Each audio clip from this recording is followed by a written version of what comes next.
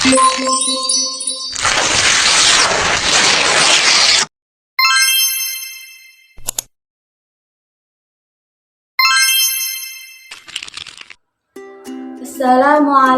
warahmatullahi wabarakatuh.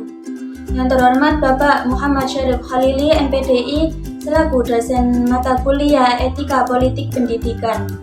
Saya Ulil Azmi dari Prodi Pendidikan Agama Islam, Fakultas Agama Islam, Universitas Islam Majapahit.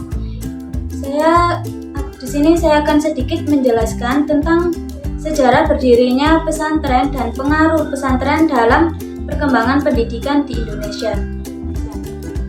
Salah satu cara penyebaran dan pengajaran agama Islam di Indonesia dilakukan oleh lembaga pendidikan yang dikenal oleh sebutan pondok pesantren.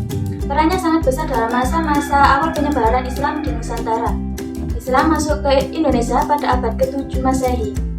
Pada abad ke-7 inilah peradaban Islam di Timur Tengah sedang mencapai kemajuan yang cerah. Sebab sekitar pada abad ke-6 sampai 7 Masehi, obat kemajuan ilmu pengetahuan berada di pangkuan peradaban Islam. Misalnya dalam lapangan kedokteran, muncul buku-buku terkenal, misalnya Al-Hawi, karya Al-Razi, yang merupakan sebuah ensiklopedia mengenai seluruh perkembangan ilmu kedokteran sampai masanya. Meskipun Timur Tengah sedang mengalami kemajuan dan banyak ilmuwan pada abad tersebut, namun yang membawa Islam ke Indonesia justru pedagang nomaden atau orang-orang yang setiap musim pelayaran pergi berdagang sesuai dengan arah mata angin. Ketika pedagang ini datang, kondisi masyarakat Indonesia masih sangat sederhana dan banyak dipengaruhi oleh agama Hindu.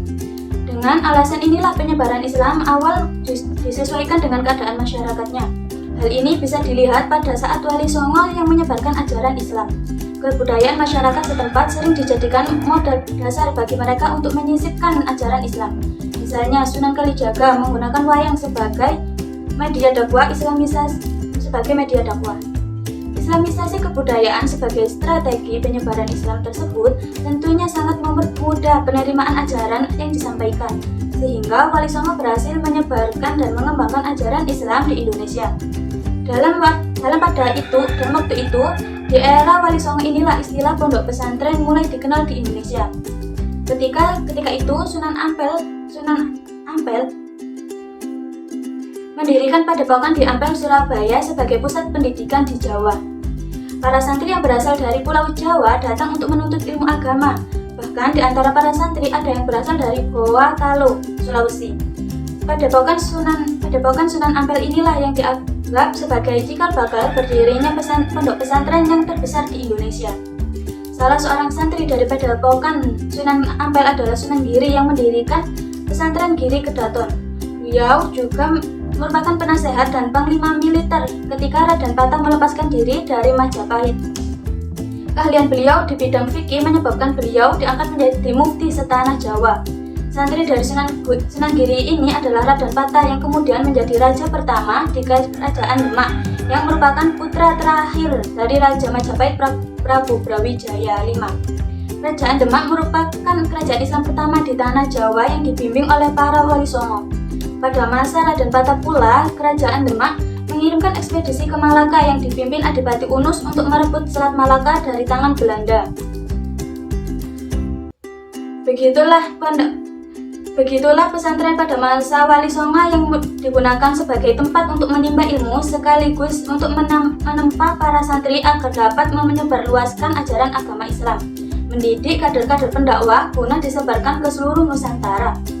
Hasilnya bisa dilihat, Islam menjadi agama mayoritas di Indonesia, dan bahkan bukan hanya itu, jumlah pengikutnya adalah yang terbanyak di dunia. Kiprah pesantren dalam berbagai hal sangat dirasakan masyarakat dari waktu ke waktu. Khusus dalam bidang pendidikan, banyak hal yang telah disumbangkan pesantren di Indonesia.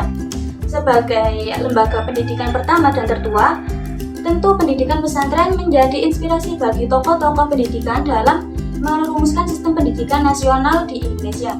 Selain itu, pendidikan pesantren telah banyak mencetak tokoh-tokoh intelektual pendidikan Indonesia yang pemikiran mereka sangat berpengaruh dalam merumuskan sistem pendidikan nasional.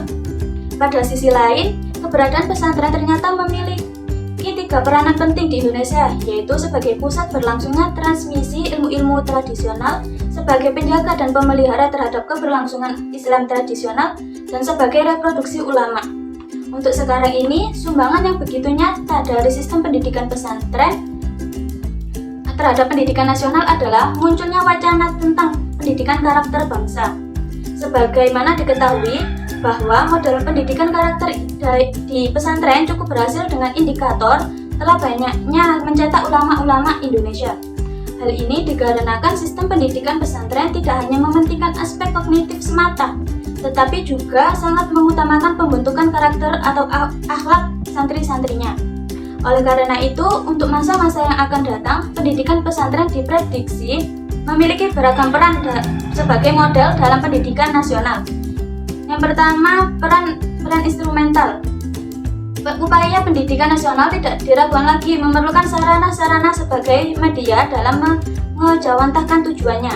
Sarana-sarana tersebut dibentuk secara formal dan informal yang merupakan swadaya murni dari masyarakat.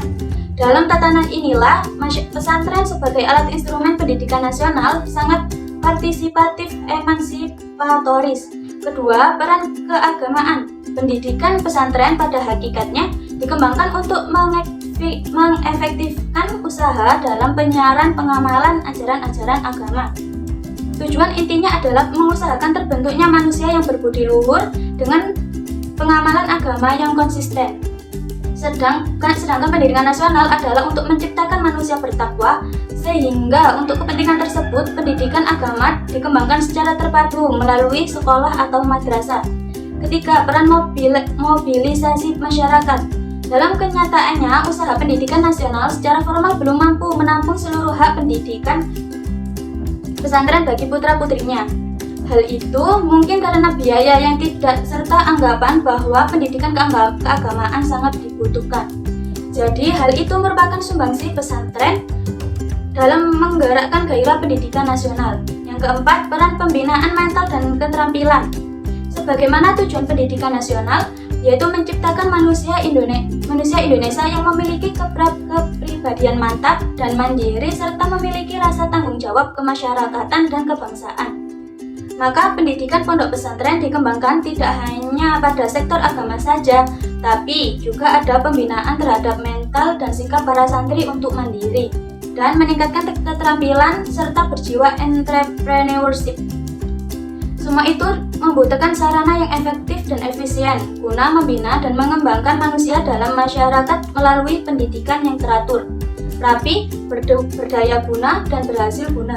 Oleh karena itu, pendidikan pesantren perlu diorganisasikan dan dikelola secara rapi, efektif, dan efisien melalui model dan metode yang tepat dan berhasil guna. Sekian penjelasan dari saya. Mohon maaf apabila ada salah kata atau ucapan. Saya mohon maaf yang sebesar-besarnya. Saya akhiri, wallahu muwaffiq ila aqwamit thoriq. Wassalamualaikum warahmatullahi wabarakatuh.